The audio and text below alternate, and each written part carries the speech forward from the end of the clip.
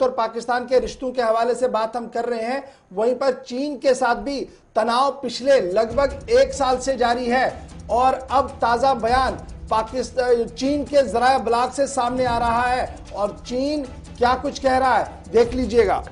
जी हम बात कर रहे हैं LAC मामले पर, जहां भारत और चीन के दरमियान लगातार कशीदगी है और कई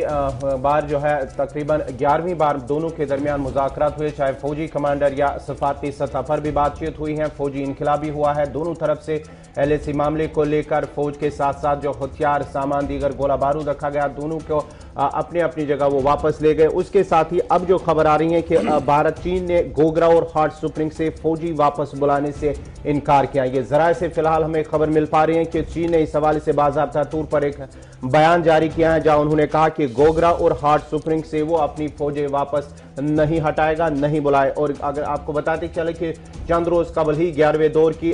फौजी कमांडर की मीटिंग भी हुई और इस मीटिंग में शायद इससे अंदाजा लगाया जा सकता है कि उस मीटिंग के बाद ही बर्फ शायद नहीं पिघली है, जिसका नतीजा, जिसका बयान अब सामने आया है कि अब चीन ने हवाले से LAC मामले जहां गोगरा और हॉट स्प्रिंग से अब फौजी हटाने से इनकार किया है।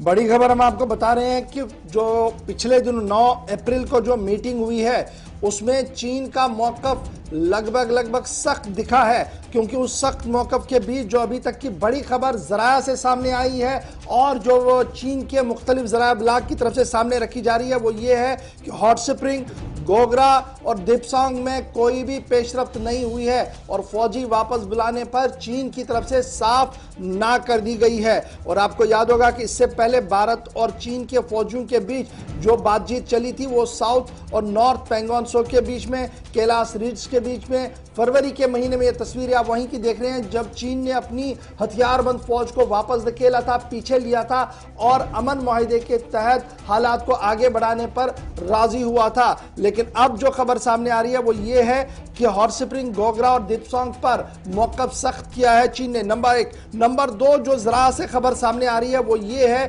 कि साल 2020 के दौरान जिस तरीके से माहौल बना था कि point 15, PP point 15, PP point 17A, hot spring, Gogra post, चीन की तरफ से पहले भी ये बात कही गई थी कि यहां से फौजें हम वापस निकालेंगे जी मरहलावार तरीके से, जो बातचीतें चल रही थी। लेकिन अचानक से उनका यू टर्न जो है वो सामने आया है। अब भारत की तरफ से भी स्ट्रेटजी को काफी क्लियर किया गया है और ये कहा गया कि शयूक वैली और आसपास के इलाकों के अंदर इंफ्रास्ट्रक्चर जो बनाया गया है उसे किसी भी तरीके से डिसमेंटल नहीं किया जाएगा तब तक जब पूरी तरह से चीन जो है वो डिसएंगेज पॉलिसी को अडॉप्ट नहीं करता है। और आपको यह भी याद होगा कि डायरेक्टर जनरल मिलिट्री इंटेलिजेंस की तरफ से साल 2020 अप्रैल के अंदर एक एडवाइजरी नोट जारी किया गया था सभी नॉर्दर्न कमांडर्स के लिए, जिसमें यह कहा गया था कि चीन जो ही